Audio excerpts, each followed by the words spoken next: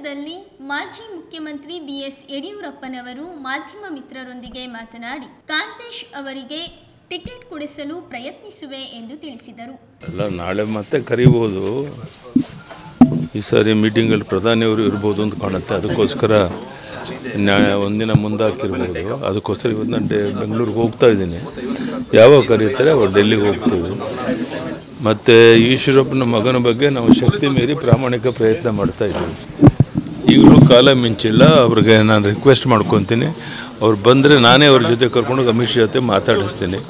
ಅವ್ರ ಮಗನಿಗೆ ಸೀಟ್ ಕೊಡ್ಸೋಕ್ಕೆ ಏನು ಬೇಕೋ ನನ್ನಿಂದ ಆಗೋಲ್ಲ ಪ್ರಾಮಾಣಿಕ ಪ್ರಯತ್ನ ನಾನು ಮಾಡೋಕ್ಕೆ ಸಿದ್ಧ ಇದ್ದೇನೆ. ಅಲ್ಲ, ಅವ್ರು ಬಂದರೆ ಜೊತೆ ಕರ್ಕೊಂಡೋಗಿ ಮಾತಾಡ್ಬೋದಪ್ಪ. ಅವ್ರು ದಯವಿಟ್ಟು ಹೇಳ್ತಾನೆ, ನಾನು ನಿಮ್ಮ ಮೂಲಕ ಅವ್ರಿಗೆ ರಿಕ್ವೆಸ್ಟ್ ಮಾಡ್ಕೊತೀನಿ. ದಯವಿಟ್ಟು ಬನ್ನಿ ಡೆಲ್ಲಿಗೆ, ನಾನೇ ಅಮಿತ್ ಶಾ ಜೊತೆ ಕರ್ಕೊಂಡೋಗಿ ಮಾತನಾಡಿಸ್ತೀನಿ.